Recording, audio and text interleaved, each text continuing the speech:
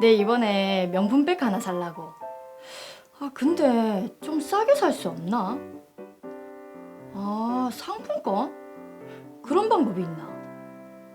이야, 역시 니밖에 없다. 그래. 그래. 상품권이 있으면 가방을 좀 싸게 살 수 있다 했지.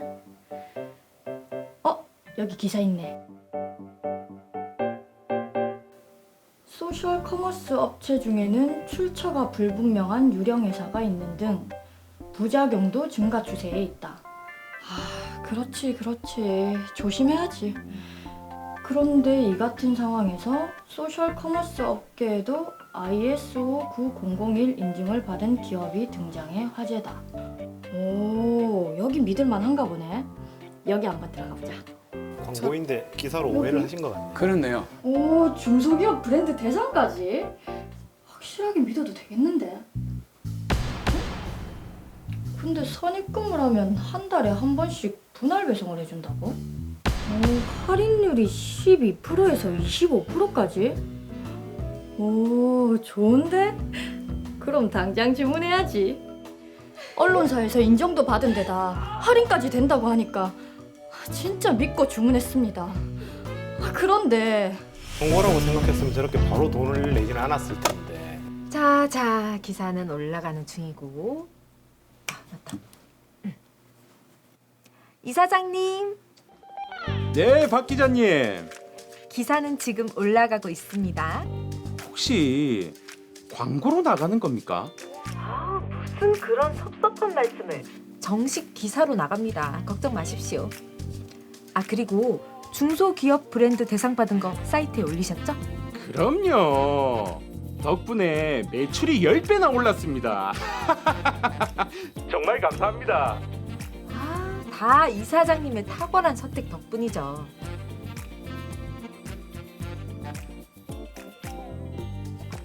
입금은 하셨죠?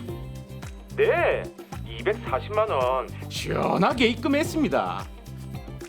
네, 됐습니다. 그럼 다음에 또 뵙죠? 네.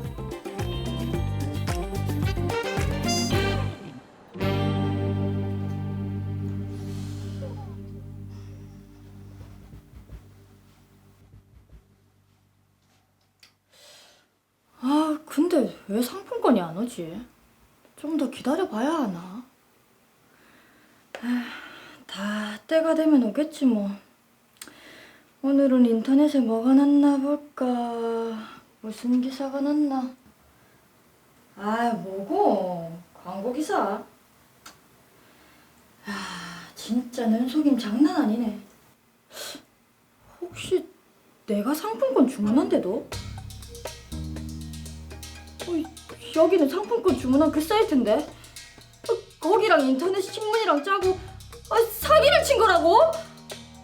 언론사라고 믿었는데 이게 무슨 일이고? 내 상품권! 내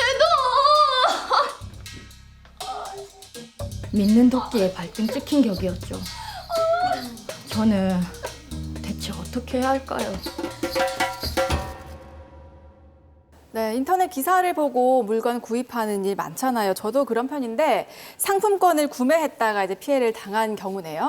자, 사건을 다시 한 번 더 정리를 해드리도록 하겠습니다. 더 로이어 사건 번호 6-2번. 네. 김다영 씨는 할인된 가격으로 상품권을 구매해서 쓰려고 인터넷을 검색하던 중에 한 언론사의 기사를 보고 여기는 믿을만 하구나 라는 생각이 들어서 상품권을 구입하게 됩니다. 네. 대금을 선입금하게 되면은 3개월에서 6개월 간격으로 분할 배송을 한다라고 돼 있어서 일단 입금을 하고 상품권을 기다리게 되죠. 그렇죠. 근데 상품권이 제대로 오지 않은 겁니다. 그래서 사기로 고소를 하려고 보니까 이 인터넷 언론사가 상품권 판매 업체하고 짜고 광고성 기사를 진짜 기사인 것처럼 올렸습니다. 예. 거기다가 이 언론사는 상품권 판매 업체로부터 대가성의 돈까지 받게 되는데요. 과연 이 다영 씨는 피해 보상을 받을 수 있을지, 그리고 이 언론사는 책임을 지지 않고 넘어갈 수 있을지 이게 궁금합니다. 네. 자, 다영 씨의 일단 피해 보상 문제부터 정리를 한번 해보겠습니다. 황준선 변호사님, 다영 씨가 우선 피해 보상을 받을 수 있을까요? 예, 당연히 피해 보상을 받으실 수가 있습니다. 예. 해당 사이트의 운영자가 허위 내용의 광고를 하고 거기에 속은 소비자들로부터 받은 돈을 편취한 것이기 때문에 당연히 사이트 운영자를 상대로 민사상 손해배상 청구 소송을 하셔서 손해배상을 받으실 수가 있습니다. 네, 다행이네요. 근데 지금 TV 보시는 분들 중에서 누가 이런 사기에 당해라고 하면서 그 얘기하시는 분들 많이 계실 것 같은데, 하지만 의외로요, 이렇게 할인해서 상품권을 구매하는 경우가 또 굉장히 많더라고요. 제 그렇죠. 주변에서도 그렇고. 일단 이런 피해를 입지 않기 위해서는 어떻게 하는 게 저희가 좀 좋을까요? 누구나 싼 물건을 보면 사고 싶죠. 사기꾼들은 이런 피해자들의 기대 심리를 이용합니다. 하지만 싸고 좋은 물건은 없다고 보시면 됩니다. 아하. 네, 인터넷을 통해서 해당 상품, 여기선 상품권이겠죠. 적정한 가격인지 검색도 해보시고 주변에 한번 물어보시고 이런 부분들이 있어야 피해를 막으실 수가 있겠습니다. 네. 근데 여기서 포인트는 이 언론사가 사기 행각에 개입을 했다는 겁니다. 언론사가 사기 행각에 가담을 했다고 보여지는 이제 공범의 어떤 느낌이 나는데 어떻습니까, 변호사님? 예, 제가 봐도 사기행위에 가담한 것으로 보여집니다. 이 사건은 실제 있었던 사건인데요. 예. 구체적인 내용을 살펴보면 언론사의 잘못이 꽤나 많이 발견이 됩니다. 우선 언론사의 직원은 해당 사이트가 개설되기 전에 미리 개설 사이트 운영자에게 접근을 하여 돈을 준다면 해당 기업에게 중소기업 브랜드 대상도 주고 네. 기사 광고도 실어주겠다고 먼저 제안을 하였습니다. 그리고 실제로 그 사이트가 개설된 시점은 기사가 나가기 나흘 전이었는데 그 기사 내용을 보면 마치 이 기업이 오래전부터 오프라인에서 소비자들로부터 칭찬을 받아왔던 기업인 것처럼 허위 사실을 기재하기도 하였습니다. 이게 정말 우리가 하루에도 몇십 번씩 이용하는 인터넷 사이트의 맹점인 것 같기도 합니다. 자, 이 사건의 경우에는 인터넷 언론사의 잘못이 많이 보인다고 하셨는데 소송을 해서 바로 잡을 수 있는 건가요? 예, 그렇습니다. 결국 허위 내용의 기사를 게재한 언론사에게 손해배상을 청구할 수 있느냐의 문제로 귀결이 되는데요. 네. 일정한 요건이 갖추어진 경우에 가능하다는 것이 현재 대법원의 견해입니다. 언론사에게도 손해배상을 청구할 수 있다. 이게 실제 사건이라고 하셔서 법원의 판결이 궁금한데요. 피해자들은 해당 사이트 운영자와 언론사를 상대로 민사상의 손해배상 청구 소송을 제기하였습니다. 일단 1심에서는 상품권 사이트 운영자에 대해서는 당연히 승소를 하였습니다. 네. 사이트 운영자의 책임은 너무나 명백했기 때문에 별도의 논쟁도 되지 않았습니다. 예. 근데 문제는 피해자들이 언론사에 대해서는 패소를 했다는 것입니다. 아, 그래요? 즉 언론사는 손해배상 책임을 지지 않아도 된다라고 판단을 한 것이지요. 이에 피해자들은 항소를 하였고 다행히 2심에서는 언론사에 대해서도 손해배상 책임을 인정하였고 대법원까지 결국 가게 되었는데 대법원에서도 언론사의 손해배상 책임을 일부 인정하였습니다. 맞아요. 저도 이게 참 기사 보면 이게 객관적인 기사인지 아니면 광고성 기사인지 헷갈리고 좀 애매할 때가 있더라고요. 그렇죠. 요즘은 그래서 SNS 같은 경우에는 인플루언서들 있잖아요. 네. 회사, 업체에서 그분들에게 광고를 요청할 때 꼭 제품명에다가 광고, 협찬을 표기하도록 공정위가 지침을 내렸거든요. 그러니까 이제 사실 그 교묘하게 피하는 경우가 많기 때문에 네. 이걸 한번 잘 봐야 되는데 특히나 이 협찬을 받고 쓴 기사를 보면은 기사의 형식을 갖추고 있어요. 제목 있고 부제 있고 기자 이름 있고 그렇죠, 그렇죠. 문장도 기사체 문장이거든요. 맞아요. 그러다 보니까 이게 구분하기가 매우 힘든데 그래서 제가 오늘 몇 개의 기사의 헤드라인을 좀 들고 와봤습니다. 예. 요거 보시고 이게 광고일지 기사일지 한번 판단해 보시기 바랍니다. 예. 성공 확률 0.0001% 신약 투자 빛이 보인다. 빛이 어떻습니까? 보인다. 그거는 그냥 뭐 기사 정보를 전달하는 기사인 것 같고 헤드라인 정도 되는 게 아닐까. 예, 살짝 자신이 좀 없는 것 같은데 예, 요것도 한번 애매합니다. 보십시오. 프리미엄 SAT 전문학원 미국 SAT 여름 캠프 실시. 요거는 캠프에서 돈 받았네요. 캠프 모집하려는 기사가 확실합니다. 광고성인 것 같아요. 사실 뭐 저도 그걸 뽑기는 했는데 네. 우리 변호사님 보시기에는 어떻습니까? 예, 해당 문구만 딱 들어서는 정확한 판단을 내리기가 쉽지만은 않아 보입니다. 기사형 광고에 대해서 언론기관은 원칙적으로 광고라고 표시를 해야 되기 때문에 우선 그러한 표시가 있는지 여부를 확인을 하셔야 될 것 같고요.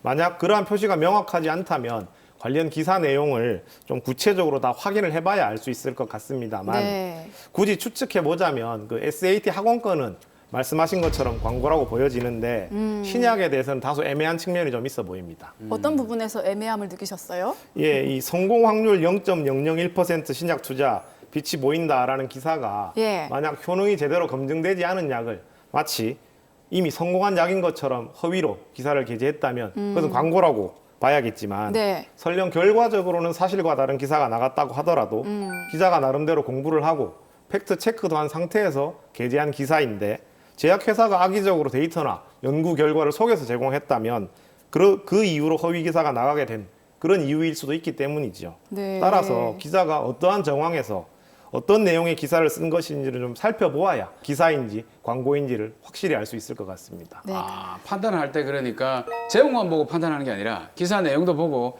기자가 취재를 하면서 어떠한 행위를 했는지도 고려 대상이 된다는 얘기네요. 예, 실질적인 내용을 파악을 해봐야 알 수가 있는 부분이 분명히 존재하기 때문이죠. 예. 그러니까 또 정리를 해보자면 없는 사실을 있는 것처럼 보도하는 것은 과장 그리고 허위 광고이고 팩트를 가지고 기사를 썼는데 그 기사의 내용이 제약회사가 장난을 친 거다라고 한다면 과장이나 허위라고 단정 짓기는 어렵다 이렇게 정리가 될까요? 정확하게 정리하신 것 같습니다. 네. 자 그런데요, 저희가 기사에 그 광고성 기사라는 표기가 있습니까? 저는 한 번도 못 본 것 같거든요. 보신 적 있으세요, 사무장님? 아니 저는 많이 봤어요. 요즘 특히나 그 기사들 중에 네. 여기 보면 광고라고 써놓은 게 제법 있습니다. 어떻습니까? 표기가 있습니까? 예, 있습니다. 기사를 보면 아주 작게 광고용 기사라고 표시가 돼 있는 경우가 있습니다. 근데 사실 광고용 기사라면은 기자 이름이 없거나 기사 형식을 갖추면 안 되는데 네. 기자 이름도 있고 기사 형식도 갖추는 경우가 있기 때문에 소비자 입장에서는 혼동하기 쉽습니다. 그리고 광고용 기사라는 표기를 아예 하지 않는 경우도 있기 때문에 소비자들이 구분을 하기는 쉽지 않습니다. 네. 이게 참 생각보다 심각한 문제인 것 같은데, 자, 이거를 그러면 일반 기사와 광고성 기사인지 구분할 수 있는 방법이 있을까요? 예, 앞서 말씀드린 대로 광고성 기사는 기사라는 표시가 있는지 광고라는 표시가 있는지를 우선 확인해 보셔야 할 것 같습니다. 네. 그리고 요즘은 비슷한 기사 내용을 여러 언론사에서 중복적으로 보도를 하고 있기 때문에 다양한 매체를 두루 살피셔서 혹시 광고라고 표시된 매체가 있는지 확인을 해보시는 것도 도움이 될 것 같습니다. 그리고 보다 확실하게 확인을 하고 싶으시다면 해당 언론사에 직접 연락을 하셔서 한번 확인을 해보시는 것이 가장 좋을 것 같습니다. 예. 실제 기사형 광고 같은 경우는 정식 기자가 아닌 분들이 작성하는 경우가 많이 있습니다. 아, 그래요? 그러니까 이게 맞는 게 뭐냐면 그 광고용 기사 밑에 보면은 기자 이름이 있어요. 예, 예. 그걸 보고 전화를 하면 등록이 안 된 기자인 경우가 있습니다. 그래요? 예, 그러니까 꼼짝없이 속게 되는 거죠. 그러니까 어떤 거를 뭐 사거나 구입을 하기 위해서는 이거 꼭 확인을 해봐야 되는 문제네요.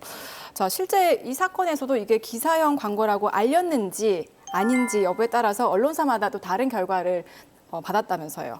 맞습니다. 실제 이 사건에서도 해당 자료는 업체에서 제공한 비즈니스 정보입니다라는 사실을 알렸던 언론사는 예. 손해배상 책임을 지지 않았습니다. 그리고 아무런 구분 없이 마치 기사인 것처럼 게재한 언론사만 손해배상 책임을 인정받게 되었습니다.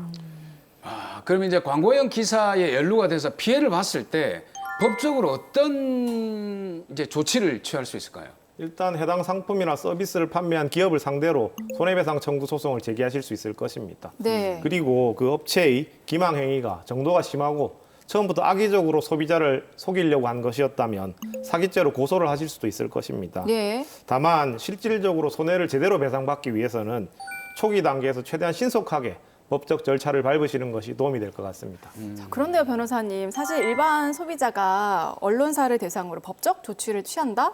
이게 참 쉽지도 않을 것 같고 승소할 확률도 적을 것 같은데요. 예, 그 기망행위라는 업체를 상대로 한 소송은 사실 큰 어려움이 없어 보입니다만은 네. 언론사를 상대로 해서는 말씀하신 대로 반드시 책임을 물을 수 있다라고 단정적으로 말씀을 드리기는 좀 힘들 것 같습니다. 다만 이 사건의 경우처럼 언론사가 아무런 사실 확인도 없이 게다가 업체로부터 돈까지 받고 허위의 내용을 실은 것이라면 책임을 묻는 것이 가능해 보입니다. 사실 언론이라면 사실을 보도할 또 의무가 있는 거잖아요. 책임감 있는 언론사의 태도가 필요하지 않을까라는 생각이 드네요.